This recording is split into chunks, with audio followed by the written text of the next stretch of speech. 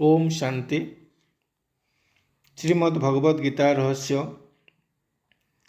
क्रमांक 50 द्वितीय खंड द्वितीय अध्याय सांख्य योग भाग 14 परिशिष्ट व्याख्या शेष भाग। दिव्य आत्मन योगर मुख्य उद्देश्य है देह अभिमान मुक्त होई परमात्मा सान्निध्य लाभ करिवा। भगवत प्राप्ति पाई कर्म प्रतिबंधक हुए नहीं। जो माने परमात्मा सहित जोगयुक्त होई फल प्राप्ति आशा न रखी कर्म करती से माने मानव जीवनर समस्त सुख दुख को अतिक्रम करी परम लक्ष्य प्राप्त हुअन्ति। प्राचीन शास्त्र वचनर अर्थ को नहीं पंडित मानक मध्यरे अनेक तर्क वितर्क हुए। से माने परस्पर विपरीत सिद्धांत उपनीत हुअन्ति। यह द्वारा मनुष्यर बुद्धि विभ्रांत हो उठे। किंतु से जेतेबेले श्रुत किंबा अश्रुत समस्त शास्त्र परित्याग करी परमात्मा स्मृति रे निष्काम भाव रे कर्तव्य कर्म करि चले सेतेबेले से निजे निज अनुभव प्राप्त उपलब्धि द्वारा सत्य असत्यर विभेद निर्णय करने को समर्थ हुए। ज्ञानी पाई वेदर आवश्यकता नहीं, कारण वेद उपनिषद शास्त्रादीर परस्पर विरोधी श्लोक भाषा टीका द्वारा मनुष्यर बुद्धि रे विक्षेप सृष्टि हुए एवं तद्वारा तार पुरुषार्थ बाधा प्राप्त हुए। किंतु से जेतेबेले परमात्मा को स्मृति रे तल्लीन हो जाए सेतेबेले ताकू समस्त ईश्वरीय विभूति प्राप्त हुए। स्थितप्रज्ञ व्यक्ति देह अभिमान मुक्त होइथिबा हेतु से केवल निज आत्मा को देखे। से सदा सर्वदा आत्मिक चिंतन रे आनंद विभोर थाए।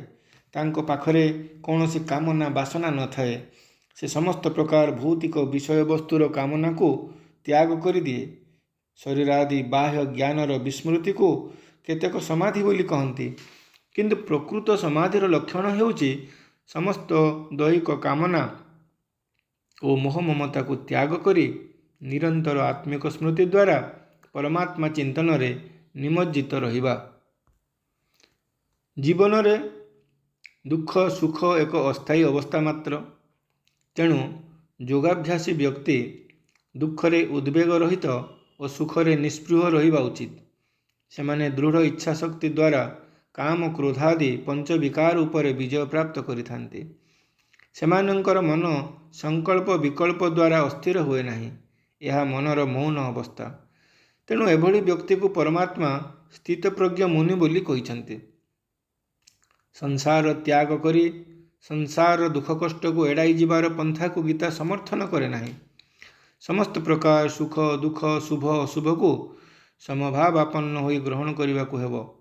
कौनसी वस्तु बा व्यक्ति विशेष प्रति आसक्ति रहिबा हेउची दुखर कारण। तेणु यह सर्वथा त्याज्य। काहारी विरुद्ध वचन रे दुख प्रकाश करिबा अनुचित। वीरोत्तर सहित मन विकार समूह को जय करिबा पाई गीता साधनार पथ निर्देश करे। इंद्रिय समूह जो भोग्य विषय गुड़ी को पाइबा पाई कामना करते सेमानंकर बहिर्मुखी गति को प्रत्याहार करिनेले बुद्धि आत्मिक स्थिति रे स्थिर रहे। एठारे कईंछर उदाहरण निया जाई पारे। कौनसी काम नथिले कईंछ तार अंग प्रत्यंग गुड़ी को खोलपा मध्य को संकोचन करी नहीं स्थिर हुई रहे। सेहीपरि योगाभ्यासी पुरुष कर्मेन्द्रिय समूह को विषय भोगरु प्रत्याहार करी नहीं बुद्धि को परमात्मा स्मृति रे एकाग्र रहिबा उचित। इंद्रिय भोग्य वस्तु समूहर भोग लालसा मनरे चंचलता सृष्टि करे। विषय परित्याग करी एपरि लालसा को दूर करा जाई पारे नहीं। अनाहार द्वारा केवल विषय गुड़ी को त्याग करा जाए, किंतु अनुराग दूर हुए नहीं। ईश्वरीय ज्ञान द्वारा परमात्मा को साक्षात्कार न हेबा पर्यंत व्यक्तिर सांसारिक भोग्य पदार्थ रे अभिरुचि दूर हुए नहीं। आत्मसंयम पाई अनेक कथा कहा जाए, किंतु यत्नपूर्वक अभ्यास न करिबा पर्यंत यह फलप्रद हुए नहीं। कारण आमर इंद्रियगण खूब बलशाली। ଯତ୍ନପୂର୍ବକ ଅଭ୍ୟାସ କରୁଥିବା ଜ୍ଞାନୀ ବ୍ୟକ୍ତି ମଧ୍ୟ ଏମାନଙ୍କର ପ୍ରଚଣ୍ଡତା ସମ୍ମୁଖରେ ବେଳେବେଳେ ହାର ମାନନ୍ତି। ସାଧାରଣ ଲୋକଙ୍କ କଥା କ'ଣ ବା କହିବା? ମନ ବୁଦ୍ଧି ଦ୍ୱାରା ଇନ୍ଦ୍ରିୟ ସମୂହକୁ ସମ୍ପୂର୍ଣ୍ଣ ଭାବେ ଜୟ କରିବା ସମ୍ଭବ ନୁହେଁ।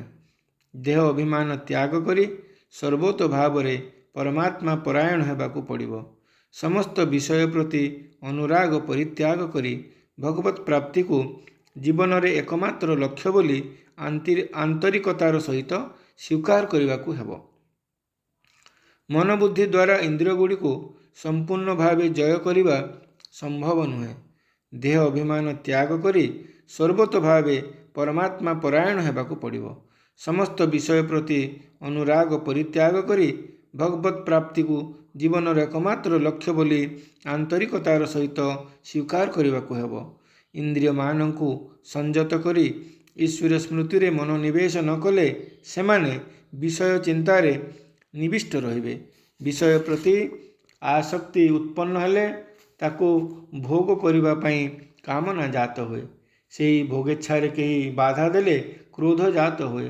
କ୍ରୋଧ ମଣିଷର ପରମ ଶତ୍ରୁ। ଏହା ତାକୁ ମୂଢ଼ କରିଦିଏ।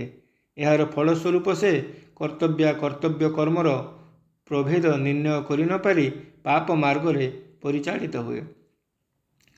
ସେ ନିଜର ବାସ୍ତବିକ ସ୍ୱରୂପ ଭୁଲି କ୍ଷୀଣ ବୁଦ୍ଧି ହେତୁ ଭୋଗ ବାସନାରେ ଲିପ୍ତ ହୁଏ।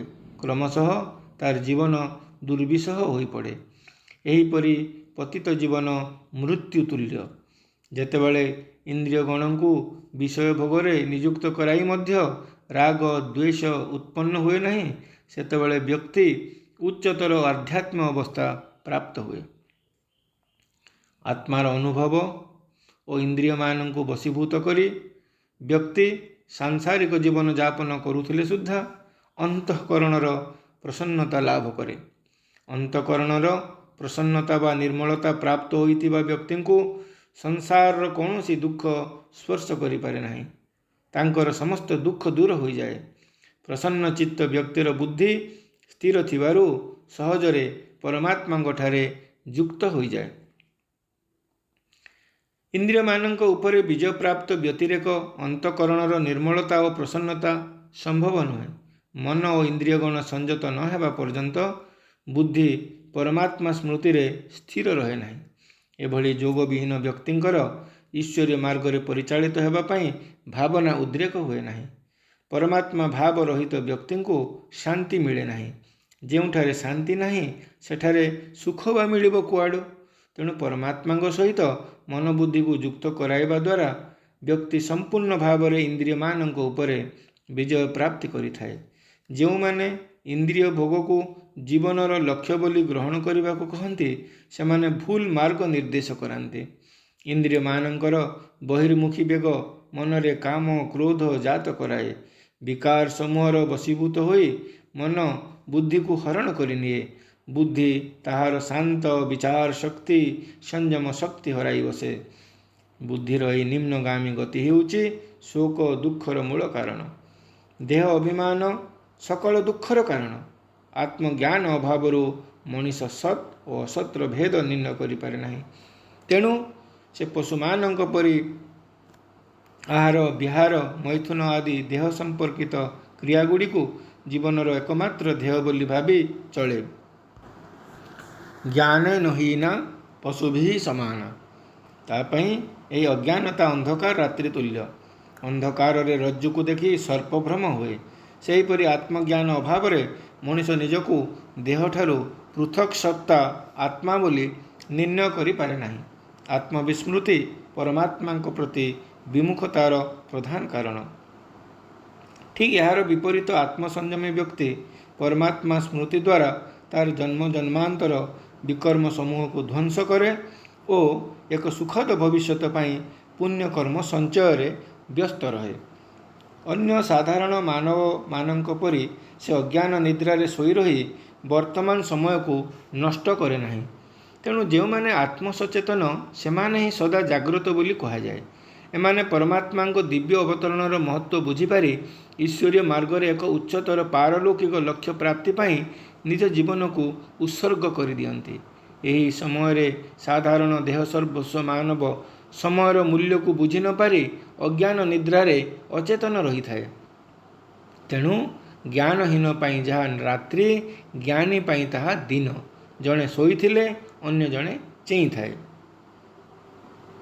ବର୍ଷା ଦିନେ ନଈନାଳ, ପୁଷ୍କରିଣୀ ଆଦିର ଜଳ ଗୋଳିଆ ହୋଇଯାଏ ଏବଂ ଅଧିକ ହେଲେ କୂଳ ଲଙ୍ଘନ କରେ।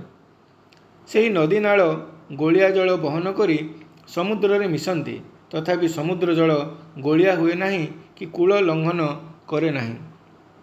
ଏହା ସର୍ବଦା ସ୍ଥିରତା ରକ୍ଷା କରି ଯଥାସ୍ଥିତି ବଜାୟ ରଖେ।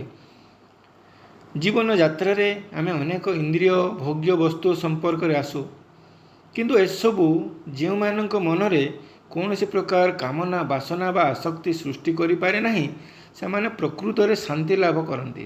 ସେମାନଙ୍କ ଅନ୍ତଃକରଣ ସମୁଦ୍ର ପରି ବିଶାଳ ଓ ଈଶ୍ୱରୀୟ ପ୍ରେମରେ ସଦା ପରିପୂର୍ଣ୍ଣ ଥିବାରୁ କାମନା ବାସନାର ପ୍ରଭାବରେ ଆଦୌ ଦୂଷିତ ହୁଏ ନାହିଁ ତଥା ଈଶ୍ୱରୀୟ ମର୍ଯ୍ୟାଦା ରୂପକ କୂଳକୁ ଲଙ୍ଘନ କରେ ନାହିଁ।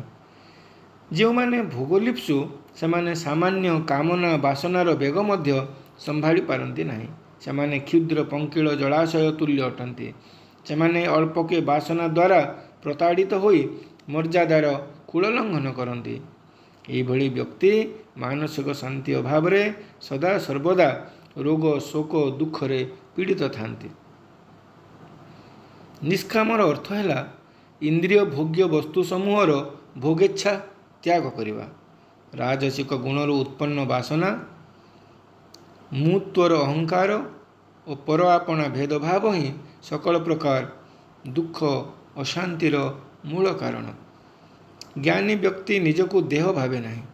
ଦେହ ତା ପାଇଁ ଏକ ଯାନ୍ତ୍ରିକ ମାଧ୍ୟମ ମାତ୍ର। ଇନ୍ଦ୍ରିୟ ସମୂହ ତାର ଅଧୀନସ୍ଥ ପରିଚାରକ ପରି କାମ କରନ୍ତି। ସେ ସଦା ସର୍ବଦା ଆତ୍ମିକ ସ୍ମୃତିରେ ରହୁଥିବାରୁ ସମଗ୍ର ମାନବାତ୍ମାମାନଙ୍କୁ ଆତ୍ମୀୟ ସ୍ୱରୂପରେ ବ୍ୟବହାର କରେ। ତା ପାଇଁ ପର ଆପଣା କେହି ନାହିଁ।